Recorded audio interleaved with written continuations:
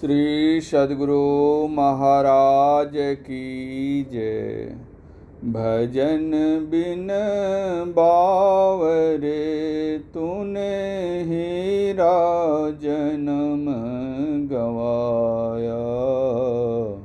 भजन बिन बावरे तूने हीरा जन्म गवाया। कभी न बैठा साधु संग में, कभी न हरि गुण गाया। बही बही मरे बैल की नाई, भोर भयो उठ धाया। यह संसार हाट बनिया का, सब जग सौदाया।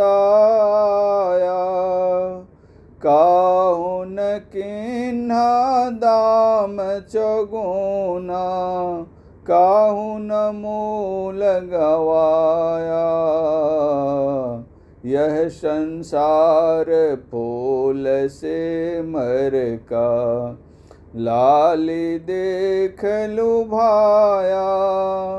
मारे चोंच रुआ जब निकसयो, सिर धुनि धुनि पछताया। तू बंदे माया का लोभी, ममता महल चुनाया।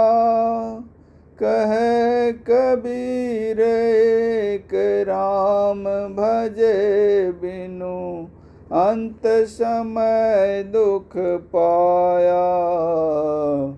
भजन बिन बावरे तूने हीरा जन्म गवाया। भावार्थ: विषय सुखों में मतवाले बने हुए अरे पगले, तुमने ईश्वर की भक्ति किए बिना हीरे के समान बहुमूल्य अपने मानव जीवन को व्यर्थ ही गंवा दिया। तुम न कभी साधुओं के संग सत्संग में बैठे और न कभी तुमने ईश्वर का गुणगान ही किया। तुम अपने परिवार के लोगों के सुख के लिए बैल की तरह खट खट कर अत्यंत कष्ट उठाते रहे। तुम भोर होते ही उठकर और ईश्वर का ध्यान भजन किए बिना ही शीघ्रता में पेट के धंधे के लिए घर से बाहर जाते रहे। यह संसार खरीद बिक्री करने वाले बनिए व्यापारी की हाट के समान है। सब लोग इस संसार रूपी हाट में सौदा करने के लिए अर्थात कुछ खरीदने और कुछ बेचने के लिए आए हुए हैं। किसी ने इस संसार रूपी हाट में अपनी पूंजी, अच्छे संस्कार, ईश्वर भक्ति के संस्कार को कई गुना अधिक बढ़ा लिया और किसी ने अपने मूल धन पूंजी को भी गंवा दिया।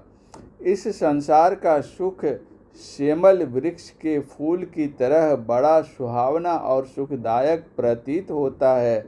सुग्गा सेमल के लाल सुंदर फूल को खाने योग्य मीठा फल समझकर उसकी ओर आकृष्ट होता है।